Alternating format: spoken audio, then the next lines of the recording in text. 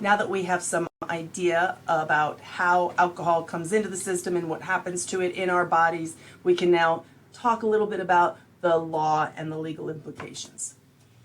So all of our states have some kind of law about driving and intoxication. So there is no law about how much alcohol you can consume and have in your body, but there is one about when driving is involved. So at 0.08% is when most states accept that it is intoxication.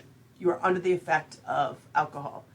And at 0.08%, that driver is 4 times more likely to be in an accident. So a 400% increase in accidents with just 0.08. At 0.15, 25 times more. So this is a serious case of, and as you were all aware, this is a major situation that our criminal justice system has to deal with. There is something called the implied consent law.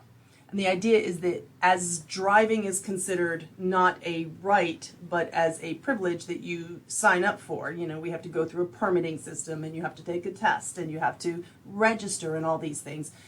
Part of that is that when you apply for a driver's license, there's an implied consent that you are consenting, and it's in all the verbiage. You're consenting to being tested for alcohol intoxication, or if you refuse, that you lose your license.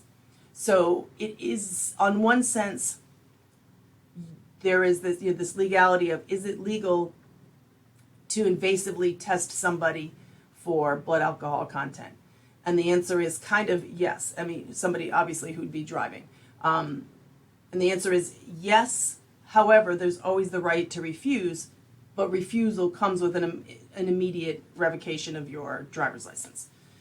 So, and remember we talked a little bit about these warrantless searches. So like, is this a warrantless search or an overly invasive search, right?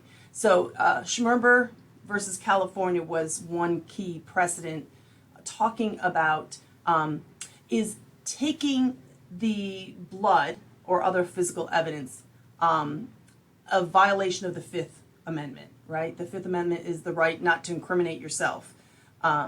And so when this went to the Supreme Court, it was ruled that these tests are not protected by the Fifth Amendment. In 2013, much more recently, Missouri versus Keeley, I think I have 3 S's in there, should be just 2. Missouri versus McNeely ruled that the police should obtain a search warrant prior to the drawing of a person's blood for alcohol testing. Earlier cases had ruled, remember we talked about this emergency loss of evidence, right? The idea that they could forcibly take a blood sample and test it for blood alcohol content because that alcohol is going to decay over time. It's going to oxidize over time and it wouldn't be there. So I'd have loss of evidence. So it seems to be covered under the warrantless search, and yet this was a case where it was reversed, and it wasn't completely reversed. The idea is the Supreme Court said, ideally, a search warrant should be obtained. There should be probable cause. There should be some, you should have enough time to get a search warrant to be able to take it. But it's still in this category of it's still not clear. They didn't say it was a hard no. They said you really should get a search warrant.